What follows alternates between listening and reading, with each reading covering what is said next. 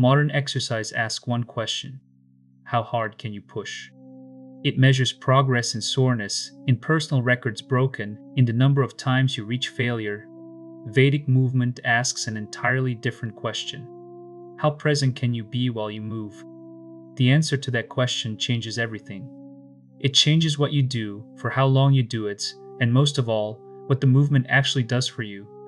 In the next several minutes, I will give you the 4 pillars of Vedic movement, the principle that holds them all together, and a single 7-minute morning sequence you can begin tomorrow with no gym, no equipment, and no change of clothes.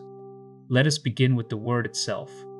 The Sanskrit word for physical exercise is Vyayama, and the classical Ayurvedic injunction around Vyayama is one of the most quietly radical ideas in all of movement science. You are instructed to exercise only to half of your capacity. The phrase is ardha shakti, half power. Never to exhaustion, never to collapse. When your forehead begins to sweat, when the breath at last moves into the mouth, when the mouth and throat feel dry, that is the signal that you have reached your half capacity. That is the moment to stop, not the moment to push through. Now, why would an ancient tradition deliberately tell you to leave half your strength on the table? The answer is a single word: Ojas. In Ayurveda, Ojas is the subtle essence of all the body's tissues, the refined end product of perfect digestion and a steady life. It is considered the very foundation of vitality, of immunity, of luster, of calm strength, and deep endurance. Ojas is what gives a healthy person the quality of being lit from within. And here's the crucial teaching. Exhausting exercise, the kind that drives you to total depletion, burns through your Ojas faster than the body can rebuild it. You feel strong for an hour and depleted for 2 days. Movement to half capacity does the opposite. It generates Ojas rather than spending it. It leaves you with more life force than you began with, not less. Modern physiology arrives at the same doorway by a different road. When athletes train to failure, day after day, the body floods with cortisol, the stress hormone. Chronically elevated cortisol disrupts sleep, suppresses the immune system, sours the mood, and quietly breaks down the very tissue you are trying to build. This is the hidden cost of the train to failure culture. Vedic movement is not energy depletion dressed up as discipline. It is sustainable energy generation. It is designed to make every day better, not to make one day impressive and the 3 that follow miserable. Hold that contrast in your mind, because it is the soul of everything that follows. We are not chasing exhaustion. We are cultivating vitality. Let me draw that contrast a little more sharply, because the modern mind has been trained so thoroughly in the opposite direction that the Vedic principle can sound like an excuse for laziness. It is not. Consider what the train to failure approach actually asks of you. It asks you to override the body's own signals. The burning, the breathlessness, the trembling, the voice that says enough. Modern fitness culture has taught us to treat that voice as the enemy, to silence it, to push one more rep past it. But in the Vedic view, those signals are not obstacles to conquer. They are intelligence. They are the body telling you with perfect accuracy exactly where half capacity ends. When you honor that signal and stop, you walk away replenished. When you override it, you walk away in debt, and that debt is paid out of your ojas, out of your sleep, out of your immunity, out of your patience with the people you love. The Vedic athlete is not the one who pushes hardest. The Vedic athlete is the one who listens most closely. With that principle settled, let us walk through the 4 pillars. Pillar 1 is Surya Namaskar, the sun salutation. This is the crown jewel of Vedic movement, 12 postures linked into one flowing sequence, traditionally performed at sunrise, facing east toward the rising sun. Let me take you through the 12 poses, because the sequence itself is a teaching. You begin standing in Pranamasana, the prayer pose, palms together at the heart. You inhale and sweep the arms overhead into Hasta Uttanasana, the raised arms pose, with a gentle back bend. You exhale and fold forward into Hasta Padasana, the standing forward bend, hands toward the floor. You inhale and step one leg back into Ashwa Sanchalanasana, the equestrian pose, gaze lifted. You hold the breath and step the other leg back into Dandasana, the plank, the body one straight line. You exhale and lower down into Ashtanga Namaskara, the 8-limb salute, where knees, chest, and chin touch the earth while the hips stay lifted. You inhale and slide the chest forward and up into Bhujangasana, the cobra. You exhale and lift the hips into Adho Mukha Svanasana, the downward-facing dog, the body an inverted V.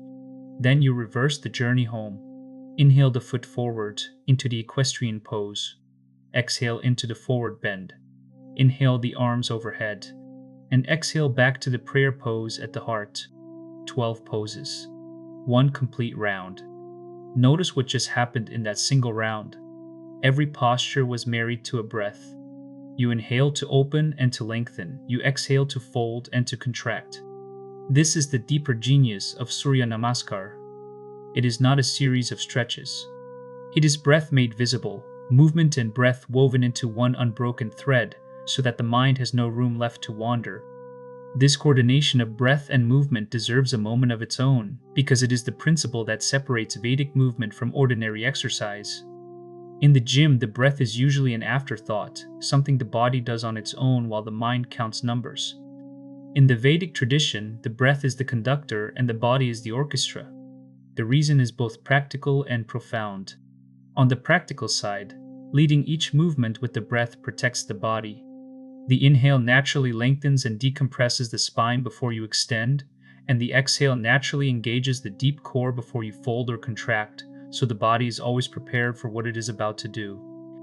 On the profound side, when the breath and the body move as one, the restless thinking mind simply has nowhere to stand. It cannot wander into yesterday or tomorrow because all of its attention is occupied by the rhythm of this breath and this movement right now. This is why Surya Namaskar is sometimes called a moving meditation. The body is exercising, yes, but the mind is being gathered, quieted, and returned to the present, which is the true purpose underneath the physical form. Each round takes about 90 seconds. Begin with just 3 rounds. Over roughly 6 weeks, build gently toward 12, adding perhaps 1 or 2 rounds each week as the body grows familiar and the breath grows longer. There is no prize for rushing the progression, and consider what you are receiving in that small span of time. Surya Namaskar delivers cardiovascular activation, full body flexibility, breath coordination, and quiet contemplative focus, all 4 at once in a single practice. The heart rate rises and the circulation opens. Every major joint moves through its full range. The breath deepens and steadies, and the mind grows still. Nothing else in the entire world of movement gives you all 4 together in 90 seconds. This is why, of the 4 pillars, this one comes first. Pillar 2 is mindful walking. 20 minutes a day at the very least. Outside, whenever the day allows it. The eyes are soft and lifted forward, resting on the horizon, not bent down over a phone. The breath falls naturally into rhythm with the steps. Walking is, without question, the most underrated practice in all of modern life. We have engineered it almost entirely out of our days, and we are paying for it. Done with presence, walking activates the parasympathetic nervous system, the rest and digest branch that returns the body to calm. It quietly processes the emotions that accumulate through the day. It generates creative insight, which is why so many thinkers across history did their finest thinking on foot. And it produces, in the language of the body, essentially 0 injuries. It is the gentlest, powerful medicine you will ever take. Pillar 3 is strength flow. This is bodyweight movement integrated with the breath. Squats, planks, push-ups. No barbells, no machines, only the honest weight of your own body. But the Vedic approach to strength is unlike the gym you may picture. Here, each repetition is treated as a small, complete breath cycle. You inhale to expand and to prepare. You exhale to contract and to exert. The breath leads and the body follows. And so 5 repetitions performed with full, undivided attention are worth more than 50 performed on autopilot while the mind is elsewhere. We are not counting reps. We are inhabiting them. Strength, in this tradition, is built through presence as much as through effort. Pillar 4 is standing breaks. This is Ayurveda's quiet prescription against the great affliction of the modern age, prolonged sitting. The teaching is simple and exact. For every 60 minutes of seated work, you stand and move. A fine way to do this is 5 rounds of cat-cow, arching and rounding the spine in rhythm with the breath, the inhale opening the chest, the exhale rounding the back. 2 minutes in total. That is all.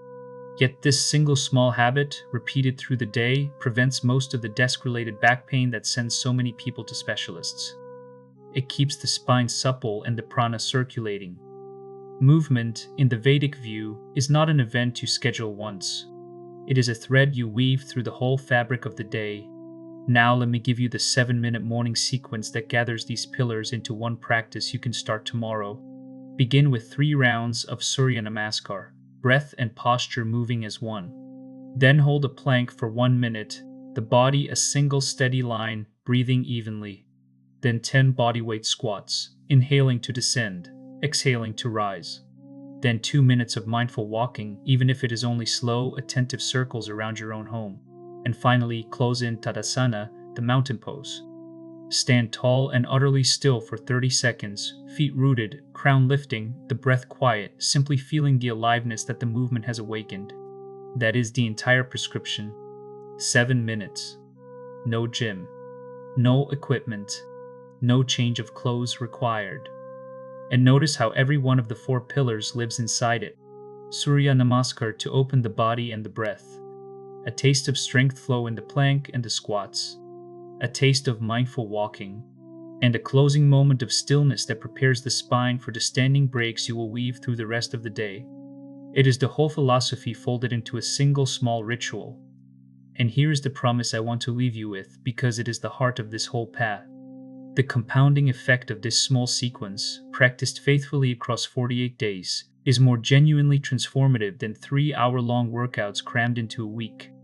The reason is the principle we began with. Consistency beats intensity. A modest practice you actually keep will always outperform a heroic one you abandon. The body responds to the steady, gentle signal repeated every day far more deeply than to the occasional violent shock. So do not begin tomorrow by trying to perform all 7 minutes perfectly. If 3 rounds of Surya Namaskar feels like too much, do 1. If the plank feels too long, hold it for 20 seconds. Begin small and let the practice grow as the body asks for more. You are not trying to win a single day. You are trying to generate a little more Ojas, a little more vitality, a little more presence, every single morning, until one day you realize the practice is no longer something you do. It is simply who you are. That is the difference between modern exercise and Vedic movement. One builds a body. The other builds a life. Inside the 10x Vedic app, the movement pillar holds a complete yoga library with animated guides for every pose I have just shown you, so you can follow each posture and each breath without ever guessing, along with a built-in HIIT timer with adjustable work, rest, and round settings for your strength flow. Tomorrow morning, open movement and begin with a single round of Surya Namaskar. The rest will follow on its own. Namaste.